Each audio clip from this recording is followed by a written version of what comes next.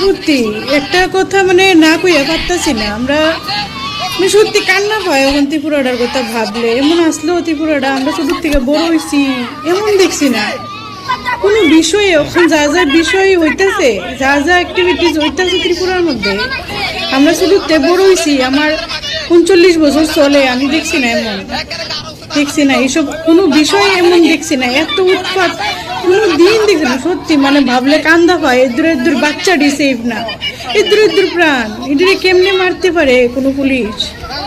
এদুর প্রাণ, যদি একটা বাচ্চার কিচ্ছু হইতো, একটা মারকোল খালি হইতো।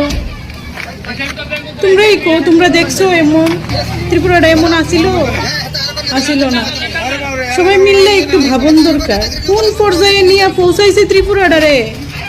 সারা বিশ্বের কথা, সারা দেশের কথা বাদই দিলাম, আমরা ত্রিপুরাটা অনেক শান্তিপূর্ণ আসলো। সবাই কিন্তু ত্রিপুরার মতো শান্তি কোনোখানে নাই, ত্রিপুরার মতো এত ভালো পরিবেশ কোনোখানে নাই। আর পার্সেন্টেজ হিসেবে বাদই দিলাম, কম বেশি হইতে পারে, কিন্তু এরকম অনাচার অত্যাচার এত ঘন ঘন আমরা দেখছি না। 10 বছরে 5 বছরে কোনো অনাচার দেখছি, কিন্তু এইসব সব বিষয়ে এত অনাচার আমরা দেখছি না। সত্যি মানে আজকে বাচ্চাদের অবস্থা দীক্ষা, তুমি একটা স্কুলের যদি এইভাবে একটা ছোট্ট ছোট্ট বাচ্চার যদি সিকিউর না থাকে, তাহলে তুমি কেডা সিকিউর আছে এই রাজ্যের? কেডা সিকিউর আছে?